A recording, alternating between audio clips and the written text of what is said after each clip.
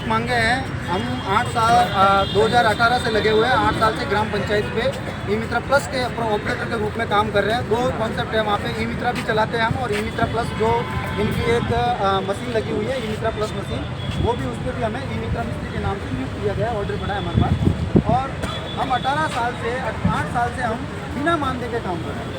पहले भी हमने लगाए थे तो उन्होंने 1000 रुपये तय किया था, जो उनकी वर्तमान सरकारी थी बीजेपी, जब वसुंधरा सिंधिया सीएम थी, उस टाइम उन्होंने 1000 रुपये मानदेय के लिए उन्होंने तय किया गया था। 1000 रुपये मानदेय दिया जाएगा, उस पर अपन को सेल्फ सर्विस वीडियो कॉन्फ्रेंस करवानी है, हमारी जो वीसी होती है वो करवानी है, जो गवर्नमेंट के जो जितने भी जन कल्याणकारी योजना के जो डॉक्यूमेंट्स जो जनता के निकलते हैं वो निकालने हैं सारे, इनको लगा के हमें कम से कम 2.5 लाख की वो मशीन है वहाँ लगी हुई है, तो उस पर काम करने के लिए नियुक्त किया गया था।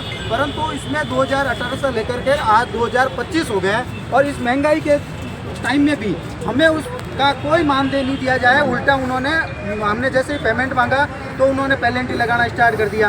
भाई अटेंडेंस लगानी है, 10 अटेंडेंस 15 अटेंडेंस आपने नहीं लगाई तो महीने की आपको 500 से 700 रुपये आपकी पेनल्टी काट दी जाएगी, जबकि हमने वो पेनल्टी भी भरी है। जब हमने विरोध किया तो उन्होंने क्या किया कि एक राज्य का कॉन्सेप्ट लेके आ गया, और उन्होंने एक नया सर्कुलर निकाला सेम टू सेम, और निकाला ऐसे भी गठित करके वो नया सर्कुलर निकाल दिया कि हम तो आपको हटा रहे हैं, और इसके ऊपर हम राजिका को नियुक्त करेंगे, वो हमारी राजिका काम करेगी, और ये पेमेंट हम राजिका को देंगे। जब आपके पास पेमेंट देने के, राजिका के पेमेंट देने के लिए है, तो हमें भी कोविड में काम क्यों करवाया? हम तो ये कहते हैं या तो हमारा जो बकाया पेमेंट दे दो, या फिर हम उससे लगाओ। फिर हमें कोर्ट में जाके उस पर स्टे लाना पड़ा, और सारी चीज़ें उस पर करनी पड़ी, उनको हटाए। तो उन्होंने नया कॉन्सेप्ट ये निकाल दिया कि अब हम अटल प्रेरक लेके आएंगे।